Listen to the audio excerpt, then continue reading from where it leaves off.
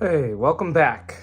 Now I know it's been a long time since I put a full-length video out, but it's not all my fault. I've watched a lot of movies that are tagged or labeled as horror from 1972 that simply aren't. And this one almost wasn't either, although the end tipped it off. This is a giallo. It's called L'occhio nel labirinto, which means the eye in the labyrinth. And it's a giallo, but it's like, first off, a mystery, second, a thriller, but there is a horror, I guess, a horror element, you could say. It's definitely a more violent than average giallo. And there's a part at the end that is undeniably horror, although the whole film is not really a horror film. It's a giallo that leans towards horror, but we're gonna count it. So this was directed by Mario Caiano. I've got a very small picture of him. I could have used a larger picture. Oh, actually, that looks fine. That looks totally fine. So this is the oldest picture of Mario Caiano I could find. He's holding a VHS tape, which leads me to believe it's from the 80s.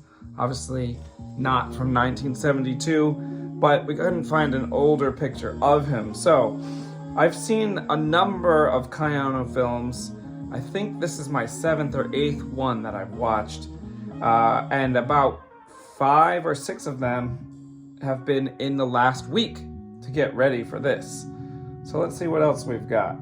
So we've got this one. This is a gothic horror film that Caiano did in 1964, I think, maybe 65. Let's see, it was called Amanti de Oltretumba, which, actually not sure on the translation on this, although it sounds like of the other tomb. I'm not sure what Amanti means. In English, or in America, it was released as Nightmare Castle. I didn't really like this one that much. I actually watched it a few years ago. It does have Barbara Steele in it, who was in a lot of gothic horror films, especially Italian gothic horror films. She was an English actress. I was counted today, and there were about 20, maybe 21 Italian gothic horror films in the Hammer style, and this was one of those, although I didn't like this one very much. After that, he did what, well, actually, I wanted to point out that a lot of Italian directors at this time were doing like Hercules, Pepla films, which I've probably explained before, but if you haven't watched my other videos, a peplum is a sword fighting, sword and sandal movie. That's what we called it in America, sword and sandal. And in Italy, they called them pepla. So most Italian directors were doing those, and I think Caiano did a few of those too. But I've watched enough of those to last me an entire lifetime. I do not need to see any more of those, unless they have monsters in them, which some of them do.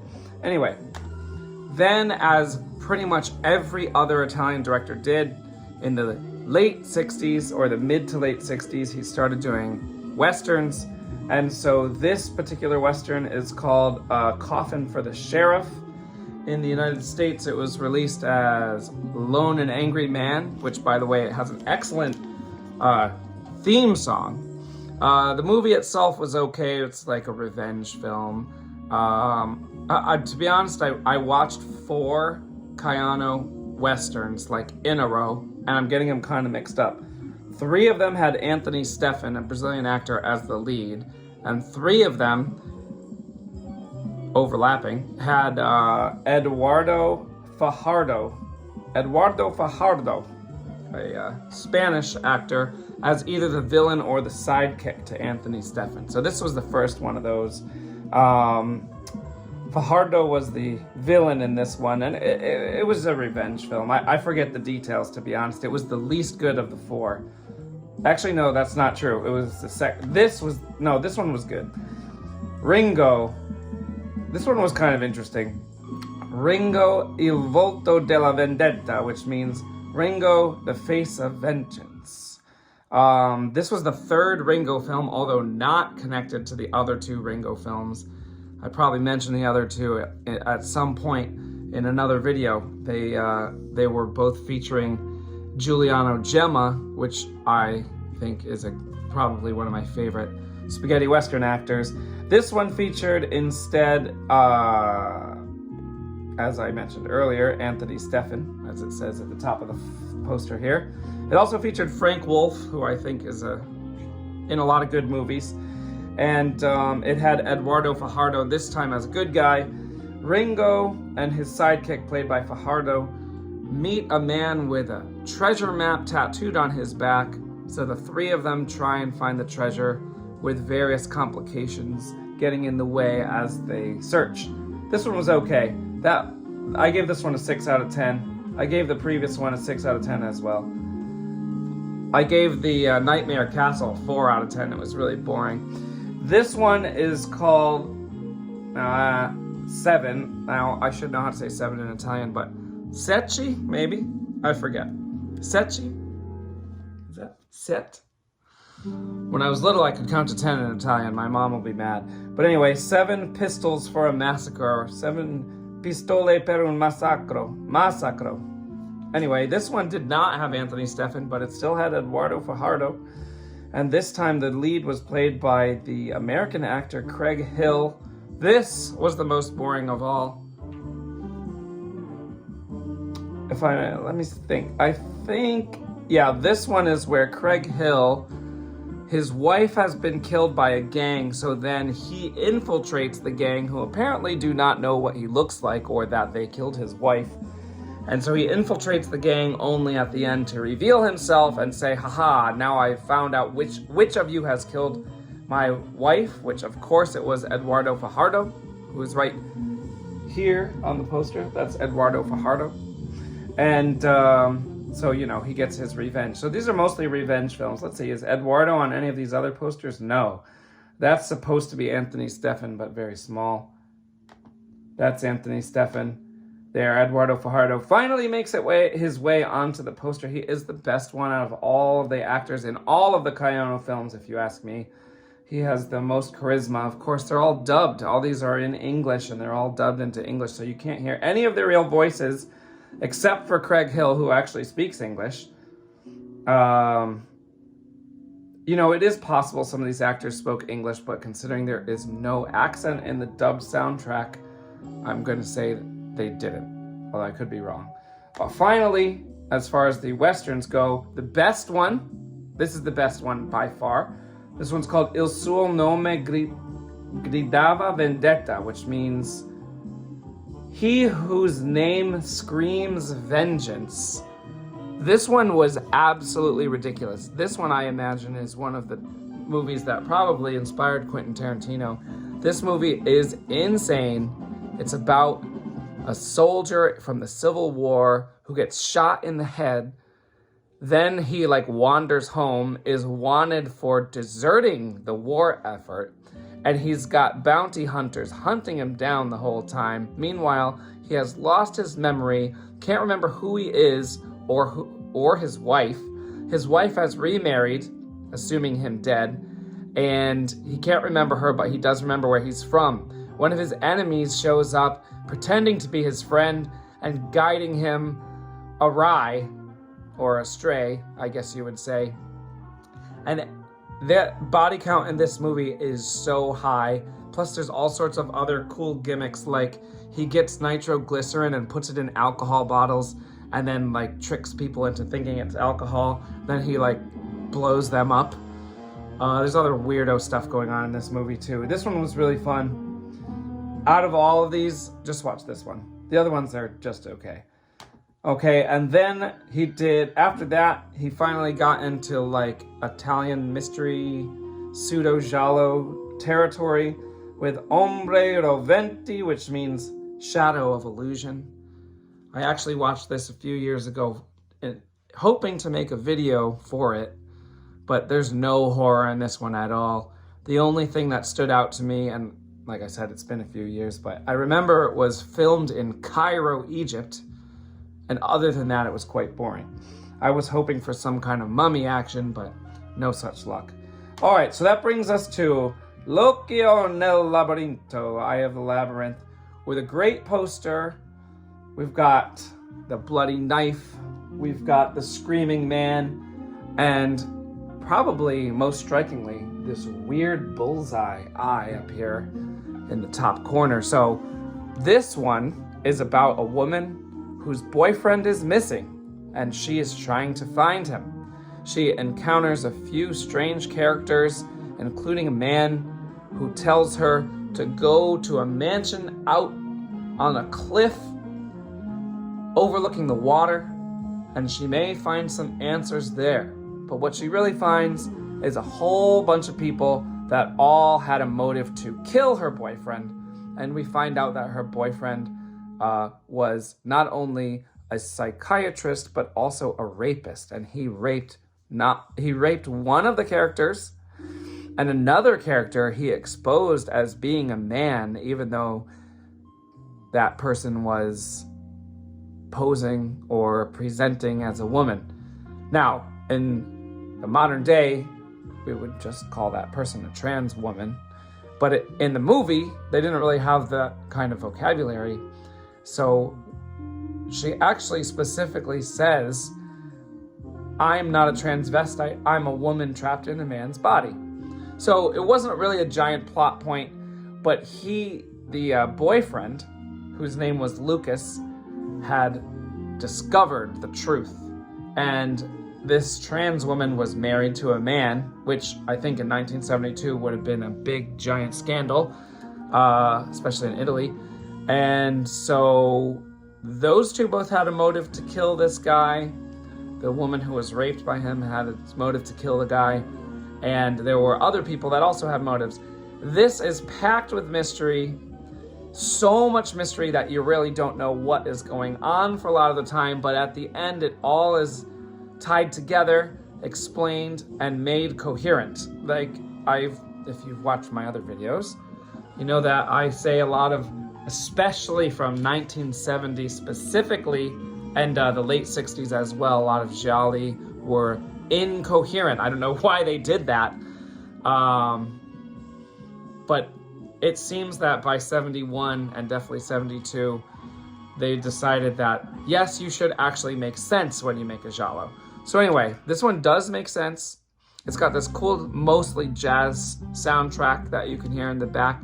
It's got a lot of actors that we have seen in other films and that were somewhat famous before, including Adolfo Celi, who was in the movie They Have Changed Their Face, which I did a video for, 1971, and also Murders in the Rue Morgue, the English movie, also 1971. I actually liked both of those a lot, so check out the videos for those two that I made probably a couple of years ago. It also features the woman known simply as Valli, who had been acting in major films, including Hollywood films, since at least the 40s. She was in Alfred Hitchcock's The Paradine Case. She was also in a big Italian movie called Senso, which had Farley Granger in it. Even though he went to Italy for that one, she went to America for The Paradine Case. And she's in a ton of other movies billed simply as Valli, which is her last name, although I think in this one they refer to her as Alida Valli, which is her full name. And for some reason, I think because they're considering her a guest star, they put her at the bottom here. It says Iconalida Valli, which basically means that, you know, she's the guest star. There's a sticker at the end, but it's like out of respect. She is definitely the most seasoned actress on here, though Adolfo Celi had been in movies since the 50s. So he's pretty seasoned as well, but he's mainly sticking to Italy. It also has the German, actually, is he German or Austrian? I think he's Austrian. The Austrian actor Horst Frank. I think I said that right. I'm not as good with German as I am with Italian. This week I watched a movie, which I can't say the German title, but the translation was The Naked and the Satan, or The Naked and Satan, which doesn't make sense. No one gets naked in it. It's not, Satan is not a part of the plot at all. It was released in America 2 years later. It was from 1959, by the way, and it was released by it was released in America as The Head, and it should be called The Head because Horst Frank actually cuts off someone's head and keeps it alive, and then later he does a head transplant from one woman to another. That movie was great. That was probably the most fun movie I watched this week. The Head. You can watch that one on Tubi. I give it 7 out of 10. He was also in the giallo So Sweet, So Perverse. That one's really good. He was in Cat o' Nine Tails, which I did a video for. And he was also in The Dead Are Alive. Cat o' Nine Tails is one of my favorite movies of the 70s. The Dead Are Alive is pretty much garbage. So he was in both of those. The film was put out by Cineris, which is an Italian distributor. They had put out The Night Evelyn Rose from the Tomb 1 year before this in 1971. So all in all, this one's good. I give it a 7 out of 10. The ending was the craziest part. I don't think I really need to go through all the plot points or spoilers, but I will say there were quite a few surprises. And though it did have some slow parts, it had interesting characters, and the surprises were pretty good. There was I'm not going to say them, but they were good. I will spoil the one horror element and explain why it's horror. So if you don't want to hear that, you can turn the video off now. But even though there were some people that got killed in it, it wasn't too crazy until the end when the main character opens a safe to find her boyfriend's head inside. And then we find out and kind of see the killer kill the boyfriend, which is a flashback, and actually cut his head off. The effects probably weren't good enough to show the head being removed from the body, but there is a lot of sawing with a non-serrated knife and some disgusting sound effects, like horrific squishing, slicing sound effects for like at least 20 seconds of head cutting off. Actually, I'm almost positive that the sound effects of the head being cut off were added like much later. The quality of those sound effects does not match the rest of the film at all. I think not only was it added later, but I think it might have been added modernly. It's much louder than the rest of the soundtrack, and I think I think someone recently added those sound effects. The only other time that happens is at the very end when another character gets killed. He gets stabbed through the back of like a lounge chair, like a beach chair, and the stabbing sounds are far louder than the rest of the soundtrack. So I think someone in the modern day like added those in, which I don't know. Like, it's better than being silent. I don't know what they were replacing, but they were off-putting because they really didn't match the rest. All right, that's it for Eye in the Labyrinth. This was a satisfying experience. I've watched a lot of non-horror movies parading as horror, but really they're just like giallo with no violence, or thrillers where maybe like one person dies at the beginning of the movie and the rest of it is just trying to figure it out. I don't consider those to be horror, so I didn't make full videos for them. But hopefully we're back on track.